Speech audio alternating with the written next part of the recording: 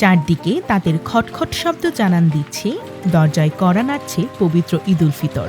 ঈদ ও পহেলা বৈশাখকে সামনে রেখে পঞ্চগড়ে তাঁত পল্লীগুলো আবারও মুখরিত হয়ে উঠেছে।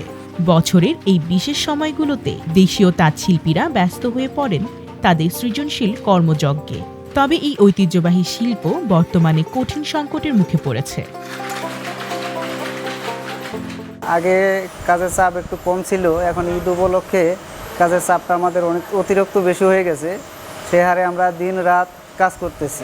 আগে ঢাকায় যাইতে হতো, মহিলারা ঢাকায় গিয়ে গার্মেন্টস করতে হতো। এখন এই কারখানাটা আসার পর আমাদের কারো ঢাকা যাইতে হয় না।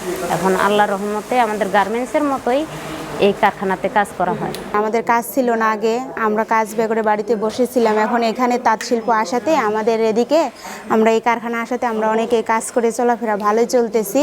2 পিস 3 পিস রন্না শাড়ি যখন যেটার যে অর্ডার দেয় আমরা সেভাবে কাজগুলো মেনটেন করতে পারি। আগে বাইরে যায় কাজ করতে হইতো, এখন আর বাইরে যাওয়া লাগে না, বাড়িতেই কারখানা হয়েছে। এখন এইখানে কাজ করতেছি, বউ বাচ্চা নিয়ে ভালোই আছি, সুখে আছি। অর্থনৈতিক দুরবস্থা, বাজারের প্রতিযোগিতা ও আধুনিক প্রযুক্তির চাপ প্রভাব ফেলেছে তাঁতশিল্পে। তবে ঈদ ও পহেলা বৈশাখকে কেন্দ্র করে ওড়না, লুঙ্গি, গামছার পাশাপাশি শাড়ির চাহিদাও বেড়েছে। তাই পঞ্চগড়ের তাঁতিরা এখন পরিশ্রম করছেন দিনরাত। আমি একজন ক্ষুদ্র উদ্যোক্তা। আমার কারখানাটি দীর্ঘদিন থেকেই চালু ছিল, কিন্তু করোনায় ক্ষতিগ্রস্ত হওয়ার পরে আর আসলে মাঝখানে একটু গ্যাপ চলে গেছিল। তারপরে আবার কোনো একটা ব্যাংকের সাপোর্টের মাধ্যমে আবার ঘুরে দাঁড়ানোর মতো একটা পরিস্থিতিতে যাই।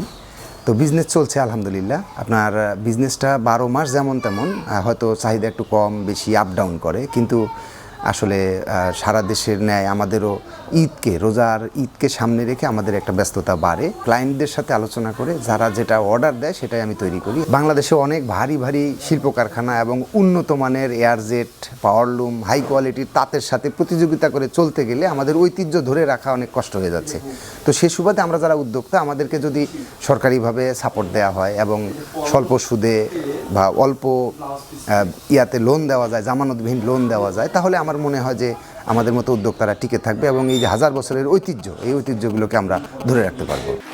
বাংলাদেশ ক্ষুদ্র ও কুটির শিল্প কর্পোরেশন বিসিক জানিয়েছে, তাঁত শিল্পীদের প্রশিক্ষণ সহ আর্থিকভাবে সহযোগিতা করা হচ্ছে। তাঁত শিল্পী আগে অনেক বেশি ছিল, এখন ধীরে ধীরে আসলে প্রযুক্তির কারণে এই তাঁত শিল্পীগুলো হারিয়ে যেতে বসেছে। আমাদের বিসিক থেকে আমরা এই ধরনের যারা তাঁত শিল্পী আছেন, আমরা প্রশিক্ষণের একটা ব্যবস্থা নেই। আমাদের শিল্প উদ্যোক্তা উন্নয়ন প্রশিক্ষণ আমাদের বিসিক থেকে আমরা প্রোভাইড করি এবং আরও আমরা কিছু আর্থিক সহায়তাও করি লোনের মাধ্যমে।